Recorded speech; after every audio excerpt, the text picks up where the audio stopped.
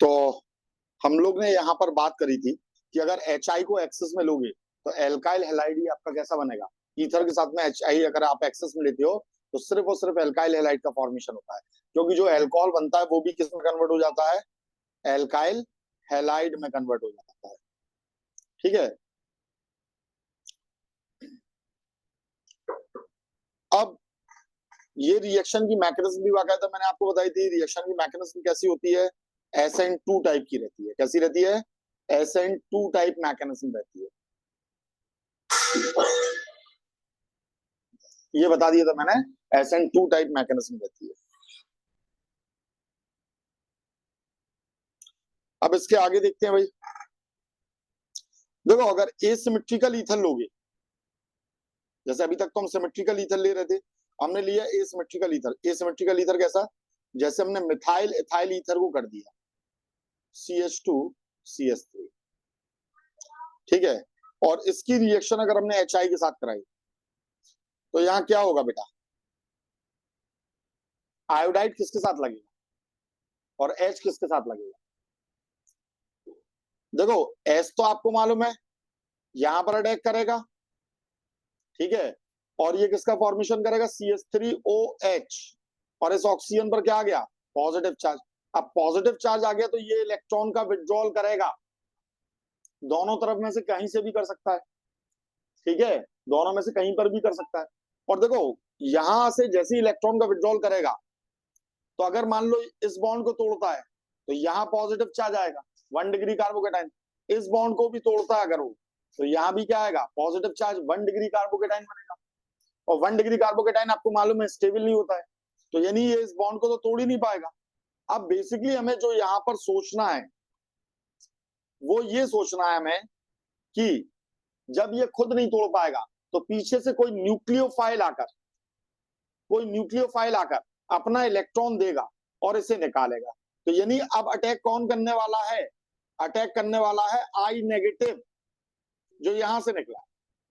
तो I negative काफी बड़ा अपने आप में एक नेगेटिव आयन होता है। तो ये कहां से अटैक करना ज्यादा प्रेफर करेगा, लेस हिंडर्ड या मोर हिंडर्ड, लेस हिंडर्ड। और लेस हिंडर्ड कौन सा वाला है, यही वाला है, कम छुपा हुआ। ये तो फिर भी सराउंडेड है, ये सराउंडेड है, तो इसके ऊपर से ये बड़े ग्रुप होने की वजह से अटैक उतना इजीली नहीं कर पाएगा। कर तो लेगा, उतना इजीली नहीं कर पाएगा जितना यहां से कर।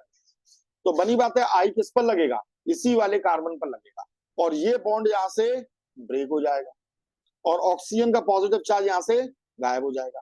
तो यहाँ क्या बनेगा, CH3I मिथाइल आयोडाइड, और यहाँ फॉर्मेशन हो जाएगा इथाइल एल्कोहल का CH3CH2OH। उम्मीद है ये बात समझ में आ गई होगी, क्लियर है भाई। तो चलिए एक केस में आपको देता हूं, जरा आप करके दिखाइए क्या होगा इसमें। CH3O C CH3 क्या प्रोडक्ट बनेगा बताइए। HI के साथ मैंने रिएक्शन कराई है, रिएक्शन वही होगी, यहाँ भी SN2। हाँ भाई, अब बताइए क्या होगा यहाँ,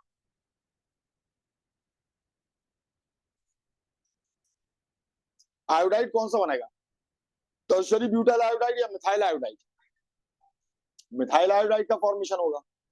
देखो यहां समझना बेटा, हमने ये H+ का अटैक कराया, ये इस पर जाकर लगा, जैसे इस पर जाकर लगेगा तो यहाँ क्या बनेगा, CH3O C CH3 और ये लग गया H, और यहाँ क्या आ गया ऑक्सीजन पर पॉजिटिव चार्ज। अब ये इलेक्ट्रॉन लेगा, ठीक है, इलेक्ट्रॉन लेगा, और अगर इलेक्ट्रॉन यहां से लेता है तो यहाँ क्या बनेगा, 1 डिग्री कार्बोकेटाइन, और इलेक्ट्रॉन अगर यहां से लेता है तो क्या बनेगा, 3 डिग्री कार्बोकेटाइन। और कौन सा कार्बोकेटाइन ज्यादा स्टेबल है, कौन सा कार्बोकेटाइन, तो ये अपने आप ही टूट जाएगा कि नहीं, बोलो भाई, ये अपने आप ही टूट जाएगा कि नहीं। और जब ये अपने आप टूट जाएगा यहां से, ये यहां से टूटेगा, और जब यहां से टूटेगा तो यहाँ कौन सा एल्कोहल बना, CH3OH इथाइल एल्कोहल बना। और जब ये कार्बोकेटाइन यहां पर बन गया तो इस कार्बोकेटाइन पर अब I नेगेटिव आकर अटैक मारेगा, यहां पर अटैक मार देगा एज अ न्यूक्लियोफाइल, और जब इस पर अटैक मार देगा तो यहाँ प्रोडक्ट क्या बनेगा, जो आपने कहा है उसका जस्ट उल्टा, टर्शरी ब्यूटाइल आयोडाइड का फॉर्मेशन हो जाएगा। क्लियर है? इसका फॉर्मेशन हो गया टर्शरी ब्यूटाइल आयोडाइड,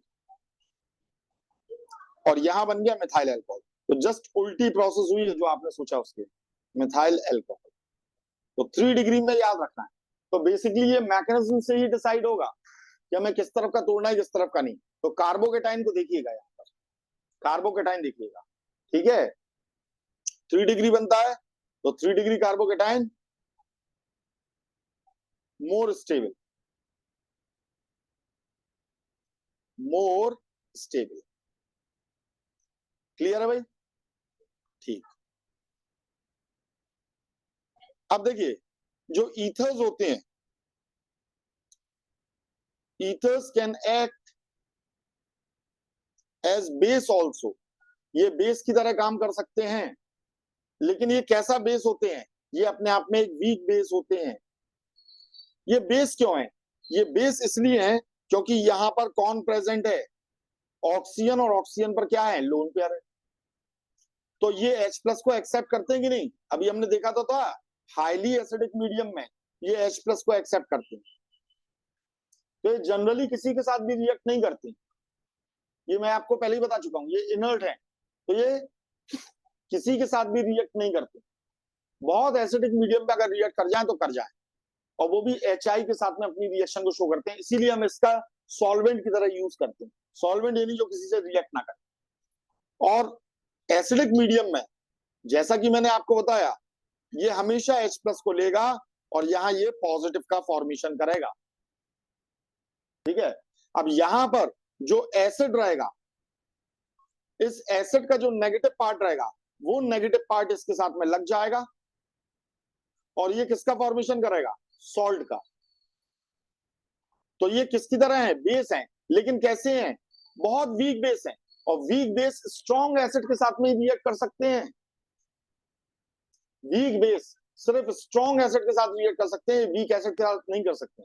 इसीलिए ये अपनी रिएक्शन HI के साथ दिखाता है, HCl के साथ बहुत कम रिएक्शन दिखाएगा, HBr के साथ कम दिखाएगा, HCl के साथ और कम रिएक्शन दिखाएगा। H2SO4 स्ट्रॉन्ग एसिड है, उसके साथ में रिएक्शन दिखा सकता है, ठीक है। और जो सॉल्ट बनेगा, ये कोई बहुत ज्यादा स्टेबल सॉल्ट नहीं होगा, ये सॉल्ट सिर्फ पानी के अंदर मौजूद रहेगा। यानी आप इसे आइसोलेट नहीं कर सकते हो, इसे आप निकाल नहीं सकते हो।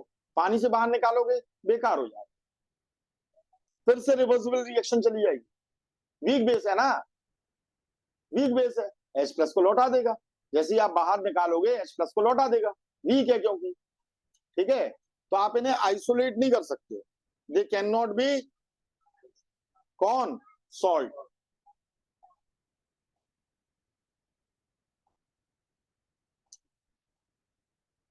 ठीक है भाई,